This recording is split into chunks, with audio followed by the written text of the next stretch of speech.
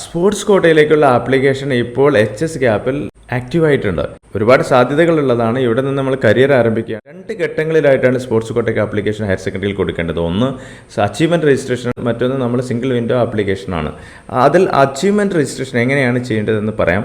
അതിനായിട്ട് നമുക്ക് HSGAP കേരള നമ്മൾ വെബ്സൈറ്റിലേക്ക് പോകുന്നു. വെബ്സൈറ്റിൽ ഏറ്റവും താഴെ ഭാഗത്ത് ഒരു പുതിയ ടാബ് ഓപ്പൺ ആയിട്ടുണ്ട്, സ്പോർട്സ് അച്ചീവ്മെൻറ്റ് രജിസ്ട്രേഷൻ. അതിനകത്ത് പോയി കഴിഞ്ഞാൽ നമുക്ക് കൃത്യമായിട്ട് കാണാൻ വേണ്ടി പറ്റും രജിസ്ട്രേഷൻ. ഹയർ സെക്കൻഡറി കോഴ്സുകളിലേക്കുള്ള സ്പോർട്സ് അഡ്മിഷൻ രജിസ്ട്രേഷനാണ്. അവിടെ രജിസ്ട്രേഷൻ ഫോം നമ്മൾ ഫില്ല് ചെയ്യണം. അതിൽ രജിസ്ട്രേഷൻ ഫോറത്തിൽ അന്തിമമായി സമർപ്പിക്കണം. ഇവിടെ നമ്മൾ ശ്രദ്ധിക്കേണ്ട ഒരു കാര്യം എന്ന് വെച്ചാൽ നമ്മൾ ചെയ്യുന്ന രജിസ്ട്രേഷൻ ഏത് മേഖലയിലാണെന്ന് നോക്കണം. അപ്പോൾ ഉദാഹരണത്തിന് ഒരു സൈക്ലിങ്ങിലാണെങ്കിൽ സൈക്ലിങ്ങിൽ തന്നെ മൾട്ടിപ്പിൾ ആയിട്ടുള്ള സൈക്ലിംഗ് ഉണ്ട്.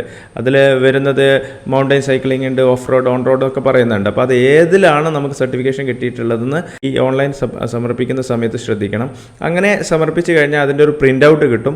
ആ പ്രിൻ്റ് ഔട്ടും നമ്മുടെ ഒറിജിനൽ സർട്ടിഫിക്കറ്റും കൊണ്ട് നമ്മൾ സ്പോർട്സ് കൗൺസിൽ, ജില്ലാ സ്പോർട്സ് കൗൺസിൽ ഓഫീസിൽ ഇത് സമർപ്പിക്കണം. അങ്ങനെ അവിടെ നിന്ന് ഒരു അച്ചീവ്മെൻറ്റ് കാർഡ് കിട്ടും. ഈ അച്ചീവ്മെൻറ്റ് കാർഡ് വെച്ച് പിന്നീട് നമ്മൾ ചെയ്യേണ്ടത് ഈ സൈറ്റിൽ തന്നെ പോയാൽ നമുക്ക് HSGAPലെ സൈറ്റിനകത്ത് നമുക്ക് താഴെ കാൻഡിഡേറ്റ് ലോഗിനും അതുപോലെ തന്നെ കാൻഡിഡേറ്റ് ലോഗിൻ സ്പോർട്സ് എന്ന് പറഞ്ഞ് തന്നെ നിങ്ങൾക്ക് കാണാൻ വേണ്ടി പറ്റും. അവിടെ നമ്മൾ ലോഗിൻ ചെയ്യണം.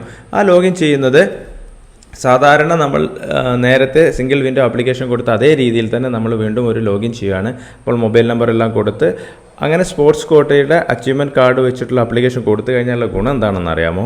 നിങ്ങൾക്ക് കൃത്യമായിട്ട് ഓരോ ക്ലാസ്സിലും ഓരോ വിദ്യാർത്ഥികളെ, 1-2 വിദ്യാർത്ഥികൾ എന്ന നിലയ്ക്ക് സ്പോർട്സ് കോട്ടയിലേക്കുള്ള വിദ്യാർത്ഥികൾക്ക് ഗവൺമെൻറ് റിസർവ് ചെയ്ത് വെച്ചിട്ടുണ്ട് സീറ്റ്. 10,000-ഓളം സീറ്റുകളുണ്ട് കേരളത്തിൽ.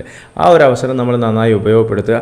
ഇതൊരു സ്കൂളിലേക്ക് കിട്ടുന്ന പ്രവേശനം മാത്രമല്ല, ആ സ്പോർട്സ് മേഖലയിലെ വിവിധ ഘട്ടങ്ങളിലേക്ക് കരിയറിലേക്ക് എത്താനുള്ള ഒരു ഫസ്റ്റ് ചാൻസ്.